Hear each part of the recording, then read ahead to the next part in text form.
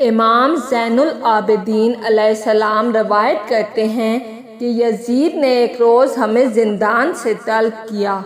جب ہم دربار میں گئے تو دیکھا کہ یزید شطرنج کھیل رہا ہے اور شراب بھی پی رہا ہے۔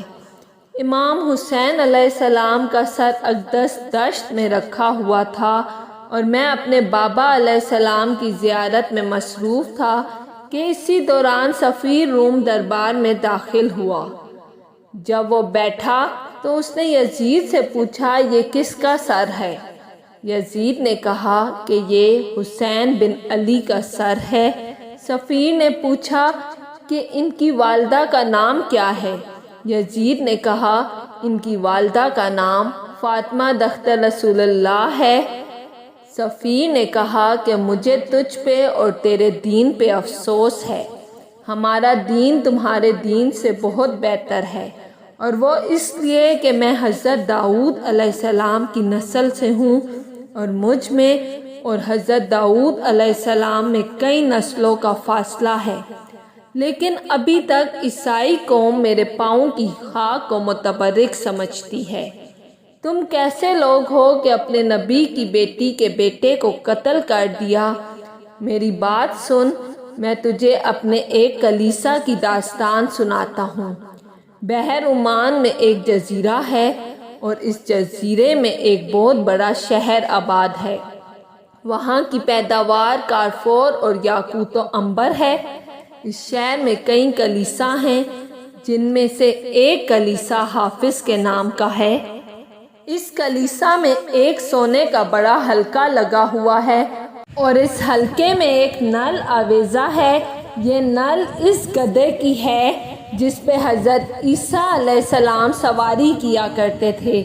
ہر سال ہزاروں لاکھوں لوگ اور علماء نصارہ وہاں سے اس نل کی زیارت کرتے ہیں اور اپنی اپنی حاجت طلب کرتے ہیں۔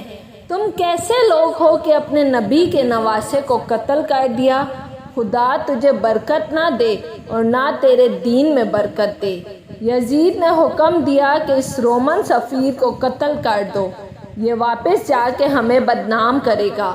سفیر نے کہا، او یزید سن، رات میرے خواب میں تمہارے نبی حضرت محمد صلی اللہ علیہ وآلہ وسلم تشریف لائے تھے اور مجھے جنت کی بشارت دی تھی۔ میں اس وقت سے حیران تھا، لیکن اب معلوم ہوا کہ ماجرا یہ تھا۔ تب اس نصرانی نے کلمہ پڑھا اور مسلمان ہو گیا اور سید الشہداء علیہ السلام کے سر کو اٹھا کے بوسے دیے اور سر کو تب تک سینے سے لگائے رکھا جب تک قتل نہ کر دیا گیا۔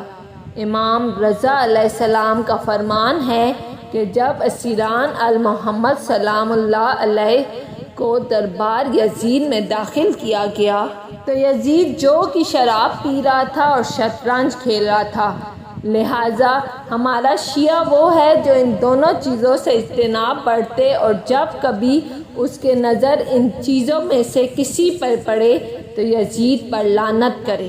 خدا اس آدمی کے تمام گناہ معاف فرما دے گا۔ امام رضا علیہ السلام کا فرمان ہے کہ اسلام میں یزید ہی وہ پہلا آدمی ہے جس کے لیے جو کی شراب تیار کی گئی۔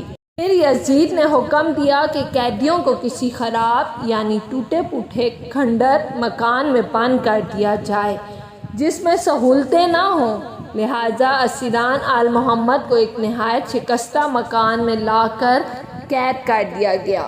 جب اہل بیت کو وہاں بٹھایا گیا تو تمام اہل بیت آپس میں باتیں کرنے لگے کہ ہمیں یہاں اس لیے رکھا گیا ہے کہ اس مکان کی چھت گرے اور ہم مر جائیں۔ جو فوجی قیدیوں کی نگرانی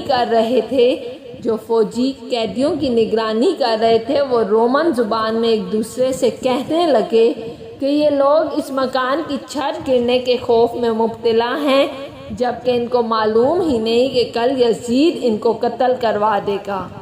امام سجاد علیہ السلام فرماتے ہیں کہ میرے علاوہ کوئی بھی رومن زبان سے واقف نہ تھا، لہٰذا ان فوجیوں کی بات کسی کی سمجھ میں نہ آئی۔ امام زین العابدین علیہ السلام فرماتے ہیں کہ جب کبھی ہمارا کوئی فرد گریہ زاری کرتا تو یزیدی فوجی اسے تازیانے مارتے اور نیزوں کی نوک سے زخمی کرتے۔ مستورات میں سے کوئی خاتون اپنے بھائی پہ گریہ کرتی تو کوئی اپنے بیٹے اور شوہر پہ۔ اس طرح زندان میں شہداء کی تعزیت و گریہ کا سلسلہ جاری رہا۔ سرہائے مقدسہ کو شہر دمشق کے چرواہوں پہ لٹکا دیا گیا، جو کہ 40 دن تک لٹکے رہے اور شہر میں جشن ہوتا رہا۔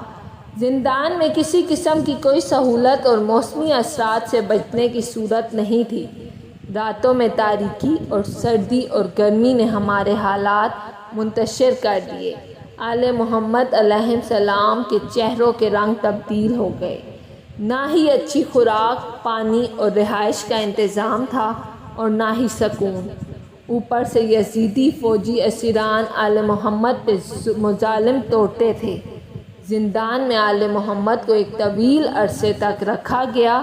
اس طویل قید نے آل محمد کے افراد کو جسمانی طور پر لاغر اور ذہنی طور پر بہت منتشر کیا۔ اگر آپ کو میری ویڈیو پسند آئی ہے تو لائک اور سبسکرائب لازمی کیجیے گا۔